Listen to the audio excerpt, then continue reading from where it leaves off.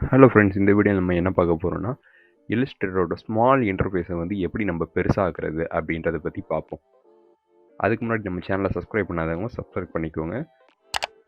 பக்கத்தில் இருக்க நோட்டிஃபிகேஷன் பட்டனை கிளிக் பண்ணிக்கோங்க. இந்த வீடியோ பிடிச்சிருந்தா லைக்கும் பண்ணிக்கோங்க. ஃபஸ்ட் நம்ம வந்து எடிட்டில் போகணும். எடிட்டில் போயிட்டு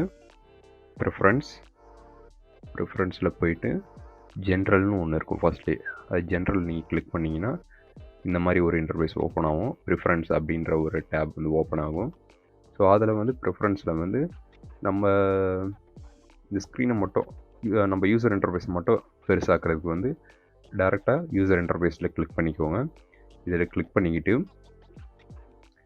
இதில் வந்து சப்போஸ் நீங்கள் யூசர் இன்டர்ஃபேஸோட கலர் வந்து மாற்றணுன்னா இங்கே பிளாக்கு, கிரே,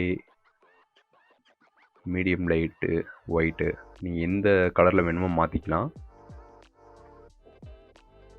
இப்போ நான் வந்து கிரேயில் தான் வச்சுருக்கேன். மீடியம் டார்க் கிரேயில் தான் வச்சுருக்கேன். இது எப்படி பெருசாகணுன்னா இங்கே யூஎஸ் ஸ்கேலிங் இருக்குல்ல, அதில் வந்து ஸ்மால்னு இருக்கும். அது ஜஸ்ட் வந்து லார்ஜ் அப்படின்றது வந்து கிளிக் பண்ணிக்கோங்க.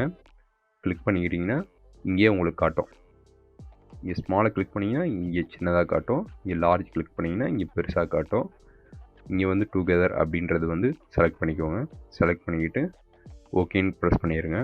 அதாவது இதில் வந்து இது வந்து இல்லஸ்ட்ரேட்டர் 2022. அதுக்கு மேலே வந்த எல்லாமே வந்து இந்த மாதிரி தான் இருக்கும்.